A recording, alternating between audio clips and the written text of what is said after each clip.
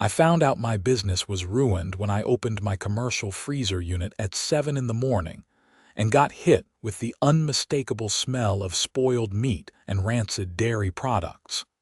My name is Frank Xander, and I run a specialty food distribution business out of my home in Scottsdale, Arizona. I had spent 3 years building relationships with restaurants, catering companies, and specialty food stores across the Phoenix metropolitan area. My garage had been converted into a legitimate commercial space with proper permits, and I had installed 2 industrial freezer units that kept premium ingredients at exactly -10 degrees Fahrenheit. Everything was legal, inspected, and approved by the city. The Homeowners Association had even signed off on it when I bought the property 2 years ago. That morning in late March started like any other. I woke up at 6:30, made coffee, and headed out to prep orders for delivery. The moment I walked into the garage, something felt wrong. The usual hum of the freezers sounded different, quieter. When I pulled open the door of my primary unit, the temperature gauge read 45 degrees. My stomach dropped. I yanked open the second freezer. Same thing. Everything inside was completely thawed or in the process of spoiling.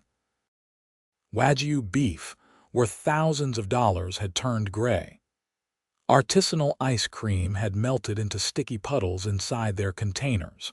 Imported cheeses that cost me a fortune were sweating and soft. The specialty seafood I had just received 2 days ago, fresh Norwegian salmon and Chilean sea bass, was already starting to smell. I checked the breakers immediately. Everything looked fine. The units themselves seemed to be working, just not cooling. I called my refrigeration guy, Pete, who picked up on the 3rd ring. "Pete, both my freezers are down. Everything is ruined. How fast can you get here?" He heard the panic in my voice. "Give me 40 minutes. Don't open them again until I get there." Too late for that advice, but I appreciated him coming quickly. While I waited, I started documenting everything with photos and video. My hands shook as I recorded the temperature readings and the state of my inventory. This was not just a setback. This was potentially business ending. Pete showed up in 35 minutes. He was a thick-built guy in his 50s who had been maintaining commercial refrigeration units for decades. He went straight to work, checking connections, testing components, and examining everything with his multimeter. After 20 minutes, he stood up and wiped his hands on his work pants. "Frank, these units are fine. The problem is they were unplugged." "What do you mean unplugged? I never unplugged them." He pointed to the wall outlets. "See those power strips? Someone disconnected them from the wall and then plugged them back in. These units need at least 6 to 8 hours to get back down to proper temperature after being completely shut off.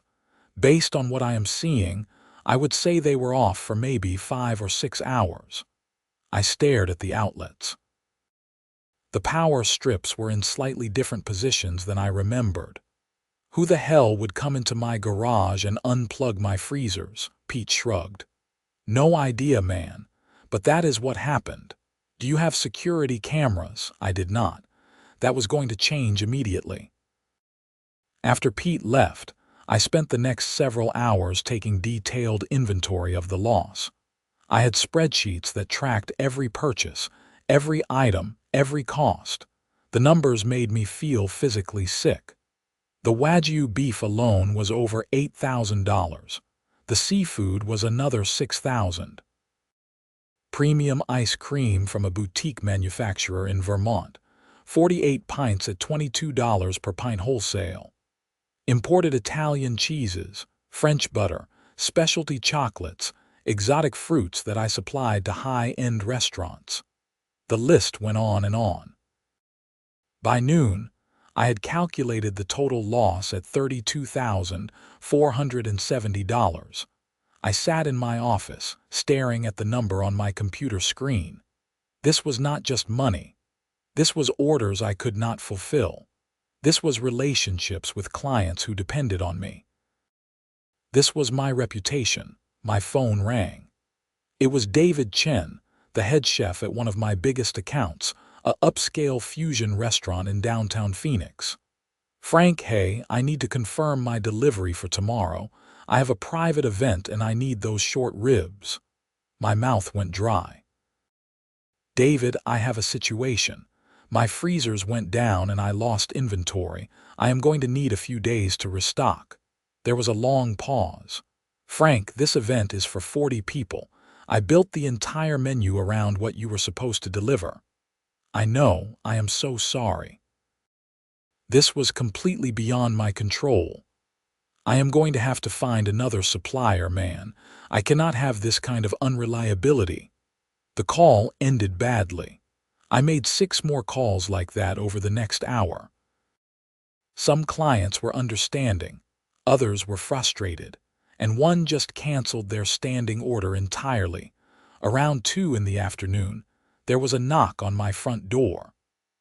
I opened it to find Brenda Moss, the president of our homeowners association, standing on my porch with a clipboard.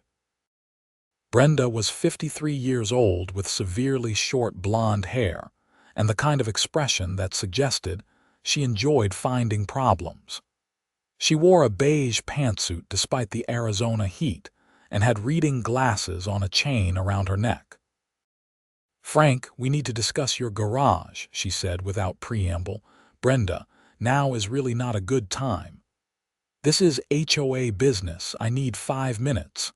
I reluctantly let her in. She walked straight through my house like she owned it, heading directly toward the garage door. "I have been receiving complaints about the noise from your commercial operation," she said, making notes on her clipboard. "What complaints? I have been here 2 years and never heard anything about noise." "Well, there are complaints now. The HOA board is concerned that your business activities are in violation of the community guidelines regarding residential use." My jaw tightened. "Brenda, the city approved my permits. The HOA signed off when I bought the property. Everything is legal." "Guidelines can be revisited," she said primly. She tried the door to the garage. "Do not go in there," I said sharply. She turned to me with raised eyebrows. "Excuse me. That is my private business space. You do not have permission to enter." As HOA president, I have the right to inspect properties for compliance issues. "No, you do not. Not without notice and not without my permission, and definitely not in my commercial workspace." Her face flushed red. "I am trying to do my job, Frank. If you are going to be difficult about this, I will have to escalate the matter to the board." "You do what you need to do. Right now, I need you to leave." She huffed, made a dramatic note on her clipboard, and marched back through my house. At the door, she turned back. "You will be hearing from the HOA attorney. Have a good day." The door closed harder than necessary. I stood there, trying to process what just happened. The timing seemed suspicious. My freezers mysteriously get unplugged, and suddenly, Brenda shows up with complaints about my business. I had never had issues before. Never received a single complaint. I spent the rest of the day calling suppliers, trying to figure out how quickly I could restock and how much it was going to cost me. The answer was depressing. Some items I could get within a few days, but the specialty items, the stuff that made my business unique, would take weeks to replace. And the immediate cash outlay to restock was going to drain my operating capital. That evening, I drove to my neighbor's house 3 doors down. Marcus and Jennifer Wright were a retired couple who had lived in the neighborhood for 15 years. They knew everything that happened on our street. Marcus answered the door. "Frank, how are you doing? Come on in."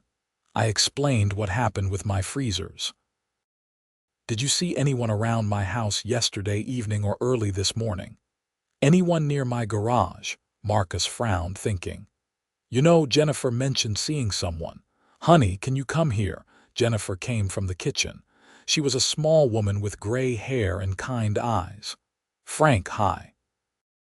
"What is going on?" I repeated my question. "Oh yes," she said. "Yesterday evening around 8 o'clock I was taking my walk. I saw Brenda's car in your driveway. I thought maybe you were having an HOA meeting or something." My blood went cold. "Brenda was at my house yesterday at 8. Yes, her white Lexus. I remember because I wondered why she would be there so late. I was not home. I was at a supplier meeting in Temp. I did not get back until almost 10. Jennifer's eyes widened. "Oh my. Well, I definitely saw her car there." I thanked them and walked back home, my mind racing. Brenda had been at my house when I was not there. Hours later, my freezers were mysteriously unplugged. Then she shows up the next day with sudden complaints about my business. This was not a coincidence. I called a security company that night and had cameras installed the next morning. 4 cameras covering all angles of my garage, driveway, and front entrance. The installer got everything set up and connected to my phone. I could now watch live feeds and review recordings from anywhere. The next day, I drove to the HOA management office. Our community used a professional management company, and I wanted to file a formal complaint. The office was in a strip mall near Kierland Commons. The property manager, a tired-looking man named Robert, listened to my story with growing concern. "Frank, what you are describing is very serious. Breaking and entering, property damage, business interference. If the HOA president did this, it is a major liability issue. I want to file a formal complaint. I want an investigation. And I want to know why Brenda suddenly has issues with my business when everything has been fine for 2 years." Robert pulled up my property file on his computer. "According to our records, your business operation was approved when you purchased the property. There have been no complaints filed against you until 3 days ago." 3 days ago? What complaint? He scrolled through screens. "It says here that Brenda filed a complaint on behalf of an anonymous resident regarding noise and traffic from your commercial activities." Anonymous. That is convenient. Robert, I have been there 2 years, 0 complaints, then my inventory gets destroyed and suddenly there are anonymous complaints. I understand your frustration. I will bring this to the board's attention at the next meeting. In the meantime, document everything.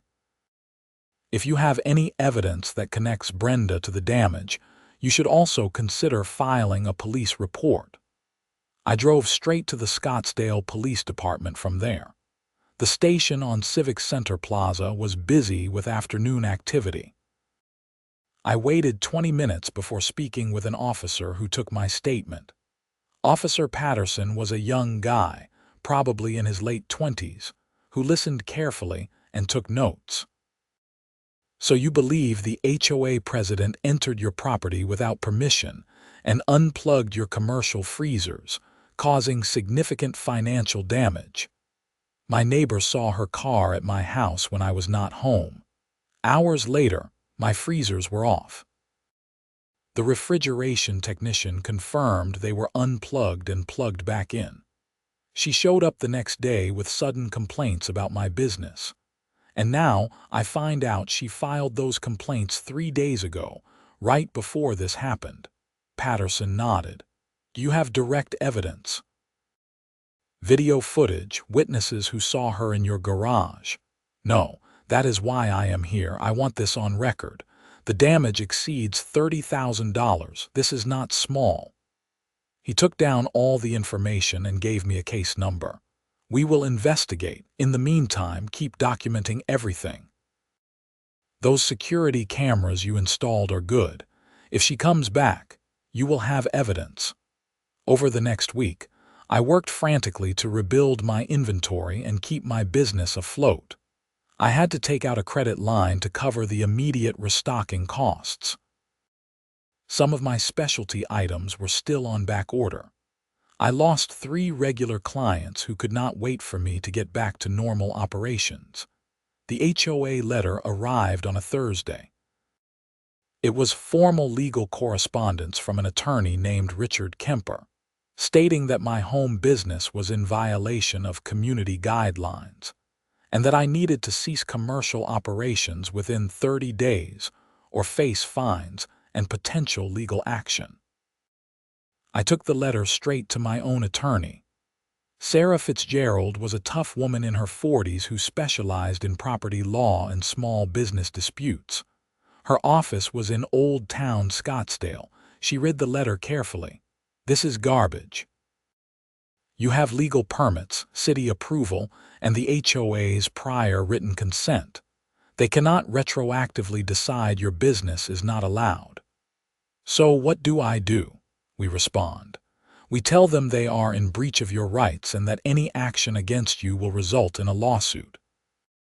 And Frank, if you really believe Brenda sabotaged your business, we should consider suing her personally for damages."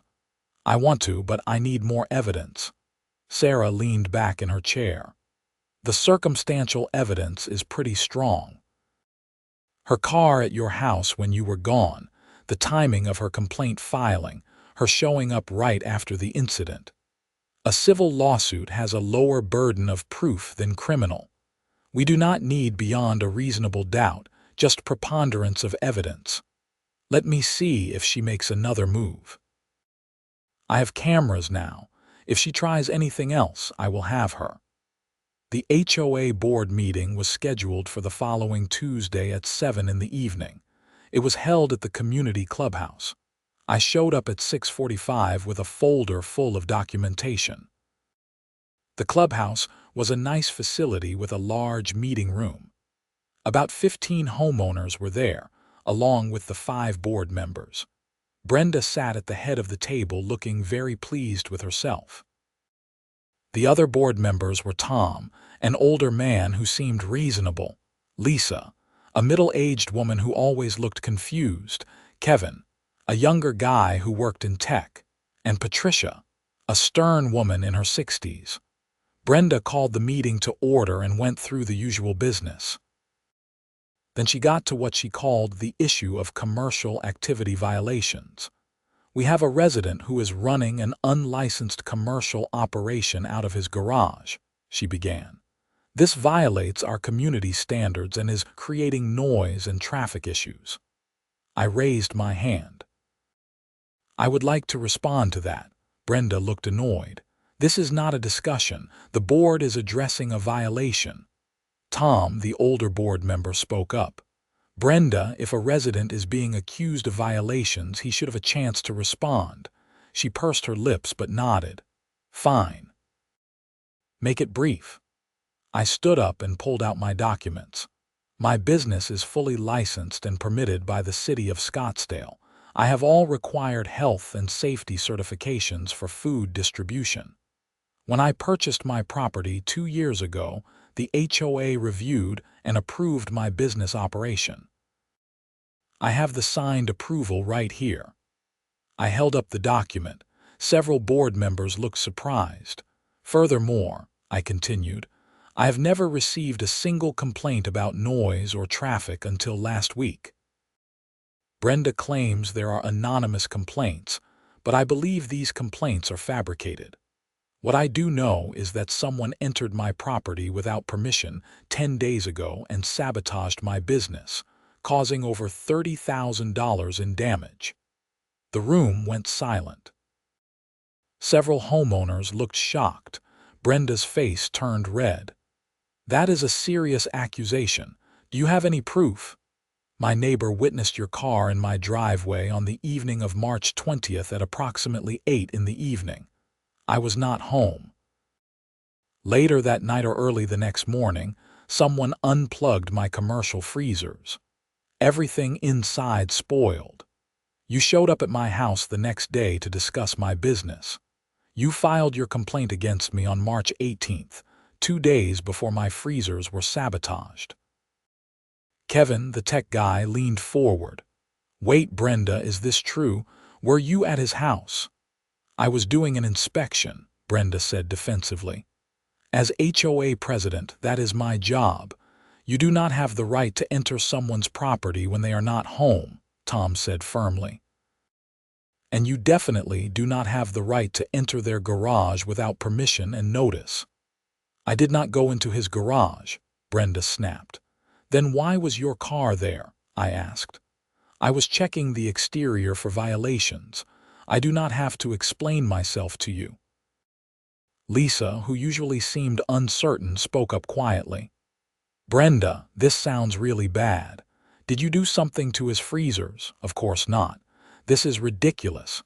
He is trying to deflect from the fact that his business violates community standards. I pulled out another document. Here is the City of Scottsdale's approval for my home-based business. Here is my commercial license. Here is the Health Department certification. Here is the HOA's written approval from 2 years ago. My business is completely legal and was approved by this board's predecessors. You cannot retroactively revoke something that was legally approved. Patricia, the stern woman, took the documents and reviewed them carefully. He is right. This approval was granted. We cannot just change our minds now without cause. Brenda looked furious. There is cause. Neighbors are complaining. Which neighbors? Tom asked. You said the complaints were anonymous. How do we know they are real? Are you questioning my integrity? Right now, yes, Tom said bluntly. A resident has presented evidence that you were at his property without permission, right before he suffered major financial damage. He has evidence that his business was legally approved. You are claiming violations based on anonymous complaints. This looks very bad, Brenda. The meeting devolved into argument. Several homeowners spoke up in my defense, saying they had never noticed any issues with my business. Nobody could identify any actual problems with noise or traffic. Brenda became increasingly defensive and hostile.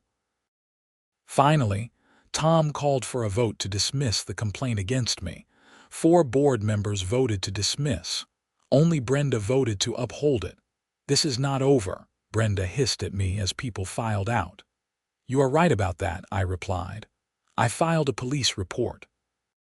If you damaged my property, you are going to face consequences.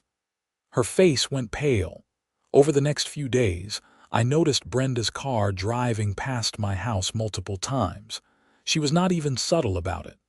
My security cameras caught her slowing down in front of my driveway, staring at my garage. Then, 5 days after the board meeting, my cameras caught something incredible. It was 2 in the morning on a Sunday. I was asleep when my phone buzzed with a motion alert from the security system. I grabbed my phone and opened the app. The live feed showed Brenda's white Lexus pulling into my driveway. I watched in disbelief as she got out of her car and walked toward my garage with a flashlight. She tried the side door, but I had changed the locks after the first incident. She walked around the building, peering in windows. I called 911. Police emergency. What is your address and emergency?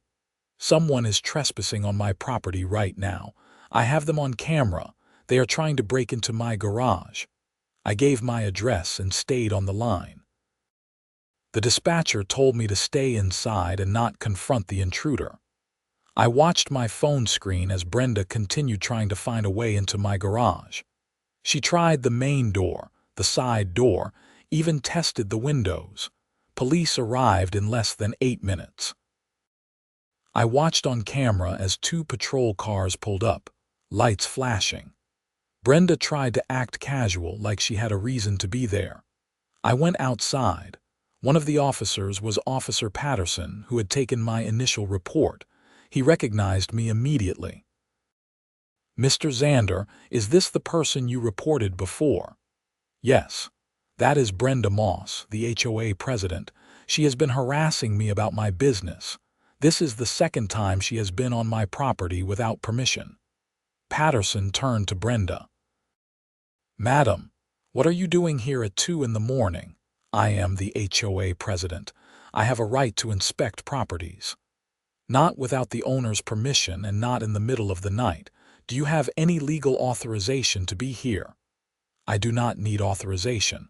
I am doing my job. The second officer, a woman named Torres, shook her head. That is not how it works, madam. This is trespassing. I want to press charges, I said clearly. She has been harassing me for weeks. She sabotaged my business. I have evidence now. Patterson looked at his partner and then back to Brenda. Madam, we need you to come down to the station and answer some questions. This is absurd. I am a respected member of this community. I have not done anything wrong. You are on someone's property at 2 in the morning without permission, attempting to access their buildings. That is trespassing at minimum. If there is evidence you damaged property previously, this could be much more serious. You can cooperate now or we can arrest you. Your choice. Brenda's face cycled through several shades of red and white. Fine. I will come to the station, but I want my attorney. That is your right. I provided the officers with copies of my security footage from that night and from the previous weeks showing Brenda repeatedly driving past my house. I also gave them the footage showing her car in my driveway on March 20th. At the station later that morning, I gave a complete statement. I brought all my documentation, the inventory loss calculations, the refrigeration technician's report, the neighbor's testimony about seeing Brenda's car, the timeline of events. A detective named Williams took over the case. She was a sharp-eyed woman in her 40s who specialized in property crimes. Mr. Xander, you have built a strong circumstantial case. The problem is we still do not have direct evidence that Miss Moss entered your garage and unplugged the freezers. We have her car there at the right time. We have motive. She clearly wanted your business shut down. We have opportunity. We have her subsequent harassment. But without her admitting it or video of the actual act, a prosecutor might not take the case. What about the trespassing from last night?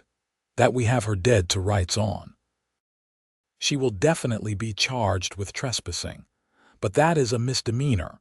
Based on your financial losses, we are talking about felony criminal damage. So what do I do? Detective Williams leaned back in her chair. Sometimes people break under pressure. Miss Moss is being questioned right now. She is rattled. She got caught on camera trespassing. She knows her position in the community is in jeopardy. People in her situation sometimes make mistakes, say things they should not say. Let us see what happens. I went home and tried to work, but I could not focus. Around 3 in the afternoon, Detective Williams called me. Mr. Xander, can you come back to the station? What happened? Just come down. I think you will want to hear this. I drove back to the police station, my heart pounding. Detective Williams met me and brought me to a conference room.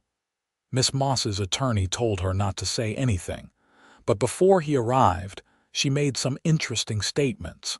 She initially denied everything. But when confronted with the video evidence of her at your property on March 20th, she changed her story. She said she was there to perform an inspection and noticed your freezers running. She claimed they were causing an electrical hazard, so she unplugged them temporarily to assess the situation. I stared at her. She admitted to unplugging my freezers. She said it was a safety concern.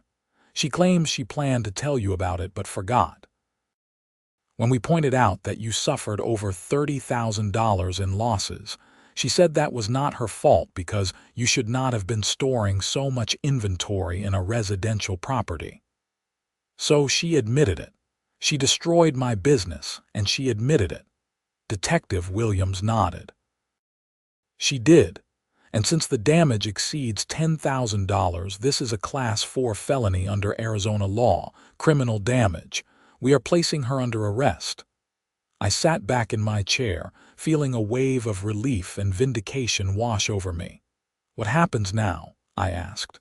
She will be formally charged.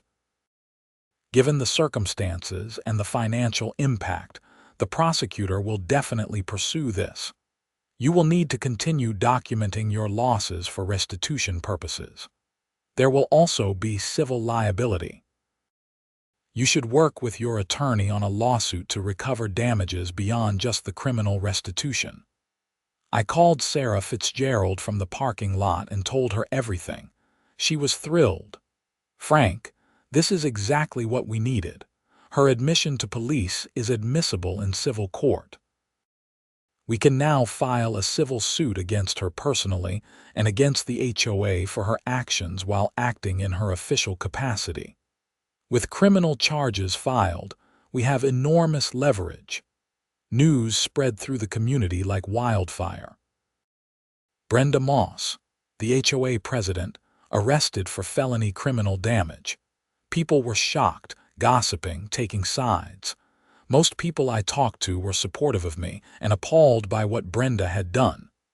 The HOA board held an emergency meeting and immediately removed Brenda from her position. Tom became interim president. He called me personally to apologize on behalf of the board and to assure me that my business operation would not be interfered with. "Frank, I am so sorry this happened. What Brenda did was completely out of line and does not represent this community. The board wants to make this right." "I appreciate that, Tom. I am going to be suing the HOA for damages, though. My attorney says the association is liable for her actions."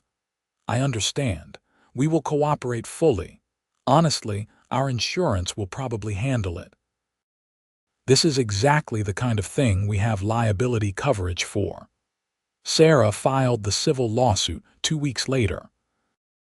We sued Brenda personally for $32,470 in direct inventory loss, plus $15,000 in lost business income, plus legal fees and punitive damages. We also sued the HOA for negligence in allowing Brenda to abuse her authority. The criminal case moved through the system. Brenda's attorney tried to negotiate a plea deal, but the prosecutor was not inclined to be lenient. The case was too clear-cut, and the financial damage was too significant. 3 months later, Brenda pled guilty to criminal damage and was sentenced to 2 years of supervised probation, 240 hours of community service, and ordered to pay full restitution of $32,470. The judge was particularly harsh in his remarks, noting that she had abused a position of trust in the community. The civil case settled 4 months after that. The HOA's insurance company paid out a settlement of $60,000 to cover my losses, lost income, and legal fees. Brenda was personally liable for an additional $25,000 in punitive damages, which her homeowner's insurance refused to cover because it was an intentional criminal act. She ended up having to sell her house to pay the judgment. She and her husband moved out of the neighborhood. I heard through the grapevine that they relocated somewhere up north, maybe Prescott or Flagstaff. My business recovered slowly but steadily. The publicity actually helped in a strange way.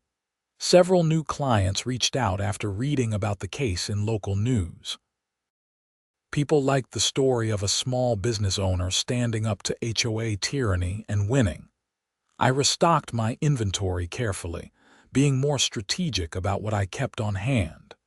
The credit line I had taken out was paid off within 8 months. My client relationships stabilized.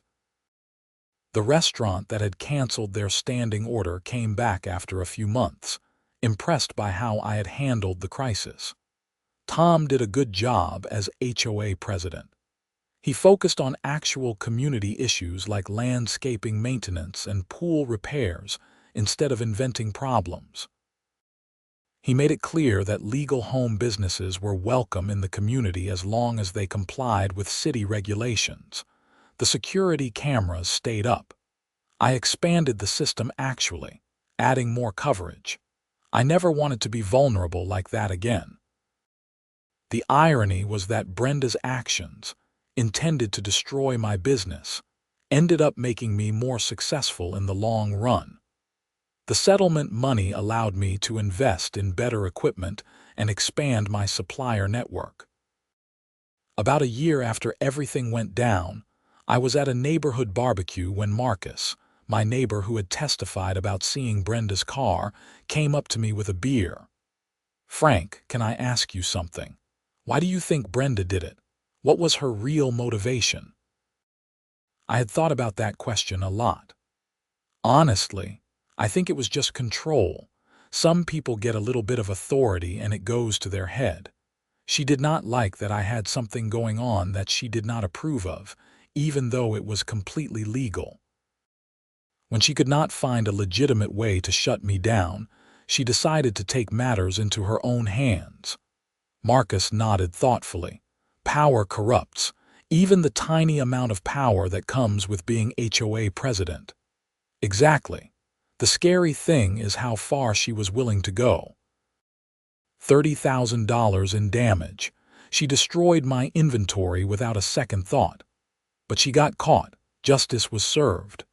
Eventually, yeah, but it cost me a lot of time, money, and stress to get there.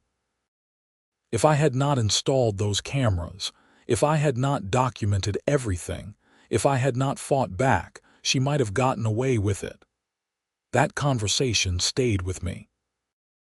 The whole experience taught me important lessons about standing up for yourself, documenting everything, and not backing down when you know you are right. My business continued to grow.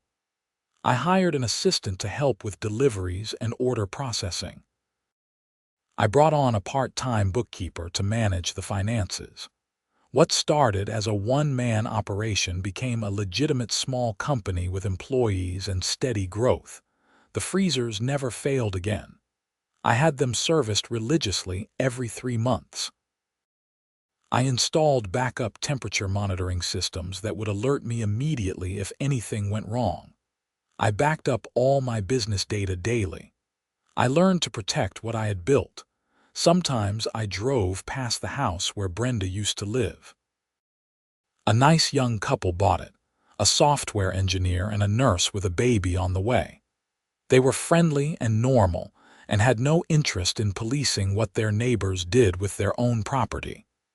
The HOA settled into a routine of competent, boring management under Tom's leadership. Exactly what an HOA should be. Nobody missed the drama of the Brenda era. 2 years after the incident, my business was doing better than I had ever imagined. I had contracts with restaurants all over the Phoenix area. I was supplying several high-end hotels. A luxury resort in Sedona became a regular client. The inventory in my freezers at any given time was worth more than what I had lost that day. But now, I had insurance that specifically covered commercial inventory. I had backup power systems. And I had security that would make it nearly impossible for anyone to sabotage me again. Sarah Fitzgerald and I stayed in touch. She used my case in presentations she gave to other small business owners about protecting themselves from HOA overreach. The story resonated with people because HOA horror stories were unfortunately common. But stories of homeowners successfully fighting back and winning were rarer. People needed to hear that standing up to these petty tyrants was possible. Officer Patterson, who had taken my initial report and responded to the trespassing call, stopped by one day to buy some steaks. He had remembered my business and wanted to support it. "You know, Frank, a lot of people would have just given up after something like that," he said as I packaged his order. "The fact that you fought back and won, that means something. It sets a precedent." I just could not let her get away with it. She destroyed something I built. Most people are too intimidated by the legal system. They think they cannot fight someone in a position of authority. You proved that wrong. After he left, I thought about his words. He was right. I easily could have just absorbed the loss, shut down my business, and moved on. The stress of fighting back had been enormous, but I knew that if I did not stand up for myself, Brenda would have done the same thing to someone else eventually. The criminal record and the lawsuit ended her little reign of terror. Other HOA presidents in other communities might think twice before abusing their authority if they knew there were real consequences. My wife called during my afternoon deliveries. We had gotten married 6 months earlier. Beth Martinez was a teacher at a local elementary school, smart and grounded and exactly what I needed after years of building my business. "Hey, how is your day going?" she asked. "Good. Just finished a big delivery to that new restaurant in Old Town." "That is great." "Listen, I was thinking about the garage. Do you think we have room for my pottery kiln out there?" I laughed. "Absolutely not. That garage is my command center. No artistic hobbies allowed." "I thought you were all about supporting home businesses now," she teased. "Supporting, yes. Sharing my space, no. But we can look into building you a studio in the backyard." "Really? That would be amazing." We talked about plans for expanding the property. With the business doing well and the settlement money invested wisely, we could afford some improvements. The house was feeling like a real home now, not just a place where I worked and slept. That evening, I stood in my garage looking at the freezers that had caused so much trouble. They hummed steadily, maintaining perfect temperature, keeping thousands of dollars worth of inventory safe and preserved. The security cameras blinked their little red lights, recording everything. It was hard to believe that 2 years ago, opening these freezer doors had revealed a disaster. Now they were just part of my daily routine. Check the temperatures, review the inventory, prep the orders, make the deliveries. The rhythm of small business. My phone buzzed with an order notification. A catering company in Tempe needed emergency delivery of specialty cheeses for an event tomorrow. I confirmed the order and started pulling together what they needed. This was the life I had built. Not glamorous, not easy, but mine. Something I created through hard work and determination. Brenda Moss had tried to destroy it out of spite and a twisted sense of control. She failed. The consequences she faced were entirely her own fault. I did not feel guilty about the criminal charges or the lawsuit or her having to sell her house. She made her choices. She committed a crime. She hurt me financially and tried to destroy my livelihood. What happened to her was justice, pure and simple. As I locked up the garage that night, I thought about how different things could have gone. If my neighbor had not seen Brenda's car that evening, if I had not installed security cameras, if the police had not taken my complaint seriously, if Detective Williams had not been thorough, if Brenda had not made the mistake of admitting what she did, any one of those factors could have changed the outcome. I might have been the one who ended up losing everything while she continued her petty tyranny unchecked. But that was not what happened.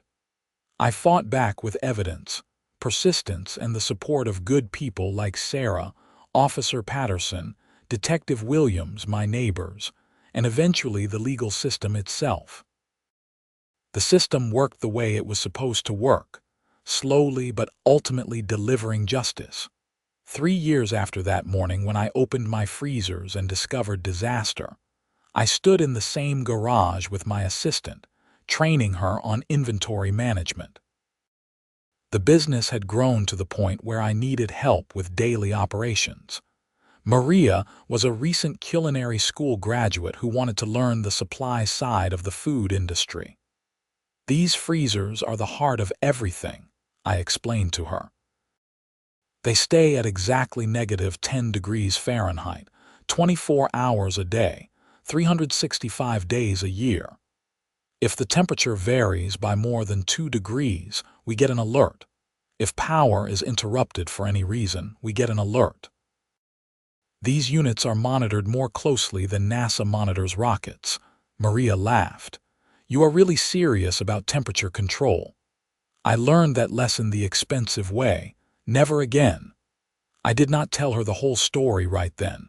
It was not relevant to her training. But it was relevant to every decision I made about how to run this business. Security, backup systems, documentation, insurance, legal compliance. These were not optional extras. They were essential. The business continued to thrive. I expanded into a second location, a proper commercial space in an industrial area near the airport. The garage operation stayed active for local deliveries, but the new facility allowed me to handle much larger orders and store more inventory. Beth's pottery studio got built in the backyard. She started selling her work at local art fairs and online. The house became a center of productive creativity, both of us pursuing our passions and building something meaningful. Tom served as HOA president for another year before stepping down. A woman named Susan took over, a retired accountant who ran the association with quiet efficiency. No drama, no power trips, just basic property management. The neighborhood thrived under her leadership. I never saw or heard from Brenda Moss again after she moved away. I did not seek updates on her life. That chapter was closed. What mattered was that justice had been served and my business had not just survived but flourished. Sometimes I told the story to other small business owners, usually when someone was dealing with their own HOA issues. The advice I gave was always the same. Document everything, know your rights, do not back down if you are legally in the right, and get good legal counsel early. 5 years after the incident, I was invited to speak on a panel about home-based businesses at a small business conference in Phoenix. The moderator asked me about challenges I had faced. I told the story, condensed and focused on the lessons learned. The audience was engaged, asking questions, wanting to know details about how I proved my case and what legal steps I took. After the panel, several people came up to thank me for sharing. One woman, probably in her 50s, had tears in her eyes. My HOA is trying to shut down my dog grooming business, she said. I have all the permits, everything is legal, but they keep harassing me. I was ready to give up. Hearing your story, knowing that you fought back and won, it gives me hope. I gave her Sarah Fitzgerald's contact information. Do not give up if you are in the right. They are counting on you being too intimidated to fight back. Prove them wrong. That conversation reminded me why the whole ordeal had been worth it. Not just for me, but for everyone else dealing with similar situations. Standing up to abuse of authority mattered, even when that authority was something as seemingly trivial as an HOA board. The freezers in my garage kept humming, day after day, year after year. The security cameras kept recording. The business kept growing. Life went on, better and stronger than before. Brenda Moss had tried to destroy what I built. Instead, she became a cautionary tale about the consequences of abusing power and the importance of accountability. Her name was permanently attached to a criminal record and a lawsuit she lost badly. My name was attached to a successful business and a story of resilience. I would not have chosen to go through that experience. The stress, the financial loss, the uncertainty, the months of legal battles, none of it was fun. But I came out the other side stronger, smarter, and more determined than ever. My business was built on a foundation of quality products, reliable service, and strong relationships. Brenda tried to demolish that foundation. She failed because the foundation was solid. You cannot destroy something that is built on truth, legality, and hard work with lies, criminal acts, and abuse of authority. That was the ultimate lesson. Build your life and business on a solid foundation. When attacks come, and they will come, that foundation will hold. Document everything. Know your rights. Stand up for yourself. Do not let bullies win. The sun set over Scottsdale, painting the desert sky in shades of orange and purple. I locked up the garage, armed the security system, and walked into my house where Beth was making dinner. The smell of roasted vegetables and herbs filled the air. Our life together was peaceful, productive, and good. Tomorrow I would get up and do it all again. Check the freezers, review orders, make deliveries, manage inventory, grow the business. The routine of entrepreneurship. Not glamorous, but deeply satisfying. Somewhere out there, maybe in Prescott or Flagstaff or wherever she ended up, Brenda Moss was living with the consequences of her actions. I hoped she learned something from the experience, though I doubted it. People like her rarely did. But that was not my concern anymore. My concern was taking care of my business, my employees, my clients, my wife, and my future. Everything else was just background noise. The freezers hummed in the garage. The security cameras blinked their red lights. The inventory stayed frozen and perfect. And life went on, exactly as it should.